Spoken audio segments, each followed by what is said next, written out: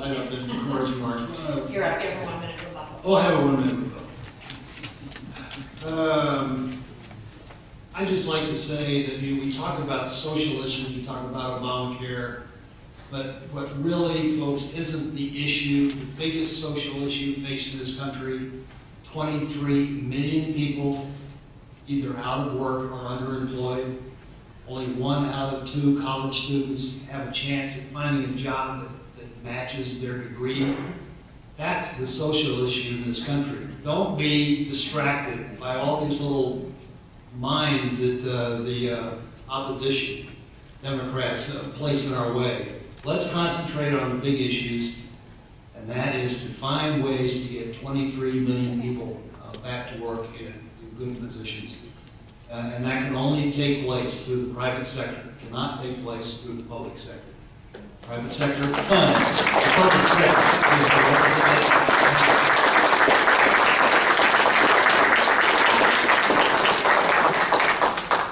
I understand, and I'm going to rebuttal, which was not on the Affordable Care Act. And so what I would say to Joe is that 23 million jobs were added during the Clinton administration.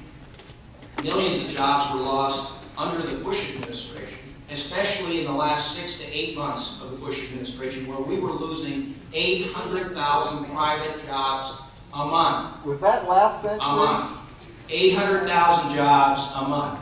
Now, over the course of the last 4 years, from that crash of the fall of 2008, we're gaining 100 or 200,000 jobs a month. It's a million jobs a month swing. The private sector was on its knees in the fall of 2008 and through 2009.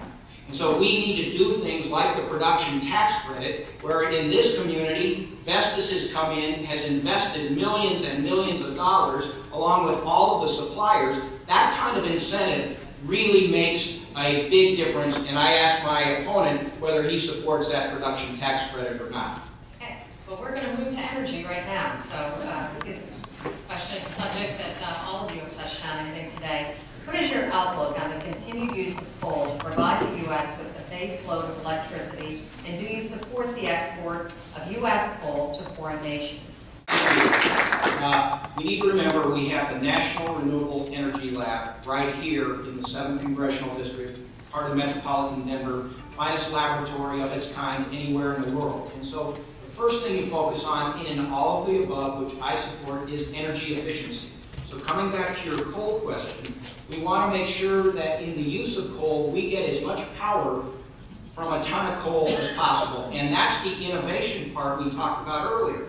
With innovation, there's a company up in Boulder that has taken sort of jet propulsion type of technologies to be able to squeeze more power out of a ton of coal. And that's important so that we minimize the amount of pollutants we put up into the atmosphere. So you want efficiency. Then I support renewable energies, wind, solar, biomass. My opponent in our debate on Thursday called wind and solar not ready, and he talked about windmills making too much of a racket. So I support renewable energy.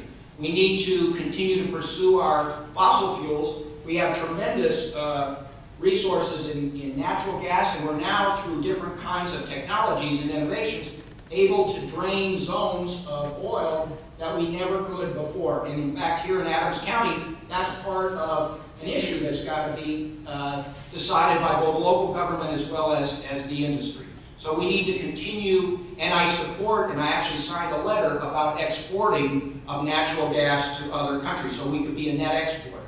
We have to look at other kinds of fuels, nuclear and the like, so that we can continue to find new ways to power our nation and fuel our future, and that is a lot of jobs and good income to our country. Thank you very much. Thank you.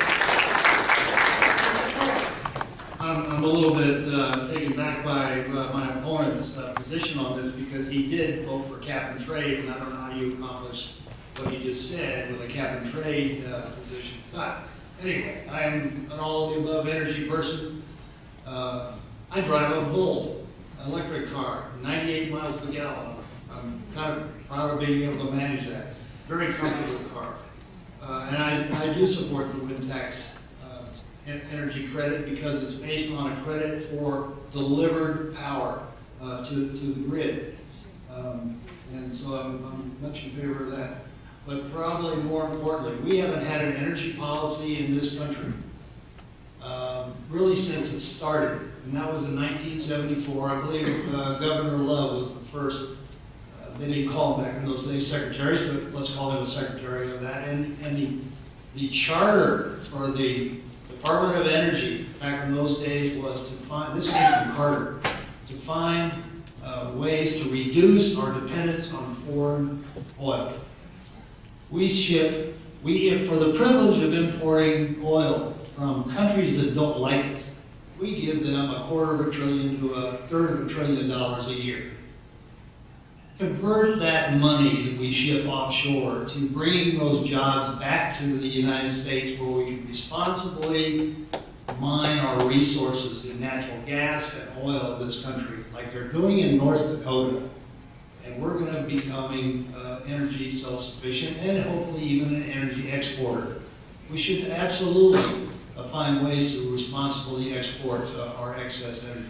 We're going to get this country back and not dependent on all the Mideast crises that happen and the big fluctuations in oil prices. Every time there's a little problem over there, we need to bring all that stuff back to the United States because that will secure our nation. Thank you.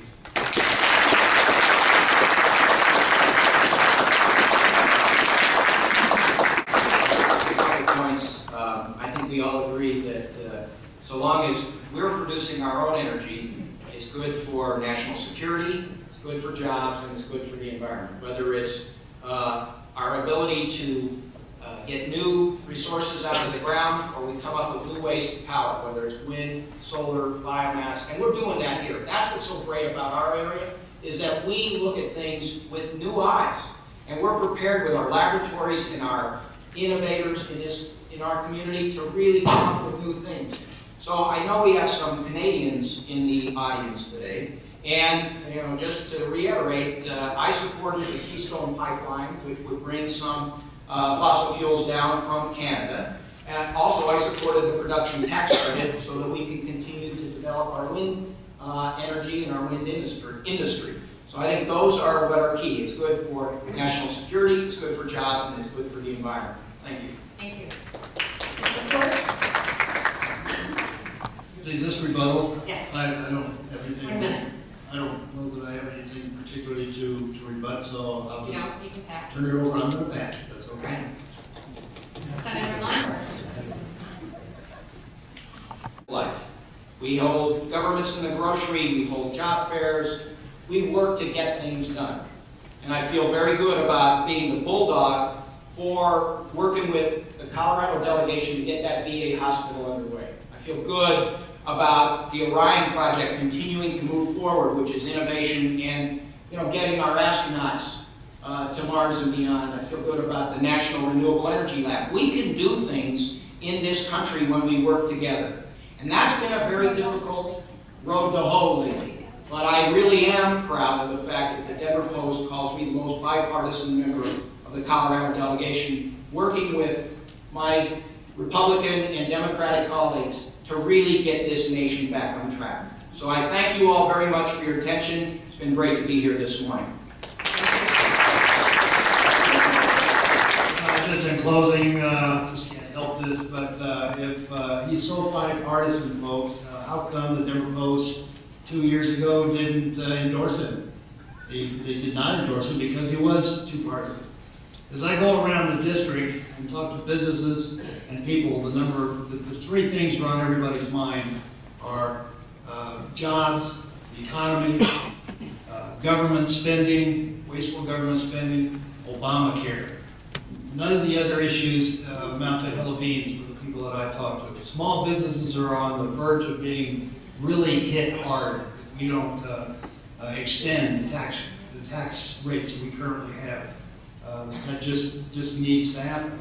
So I'm a choice between big government tax and spend Democrat versus a limited government business-oriented person that looks at stuff from that viewpoint. And I look forward to representing you on November 6th. Thank you.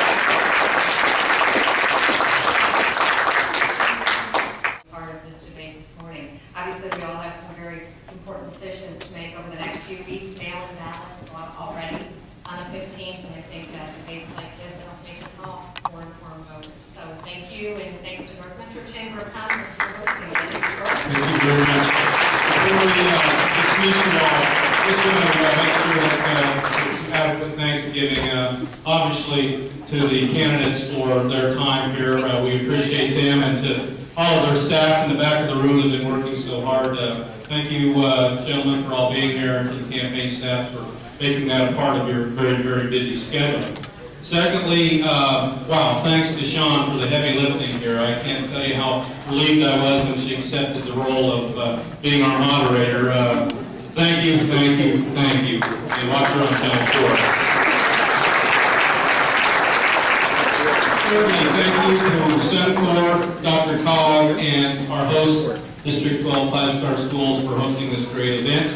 Next up from Metro North Chamber is the Taste of the Chamber at the Mart on October 17th. It's a great time to put it on your calendar. Thank you. Have a great day.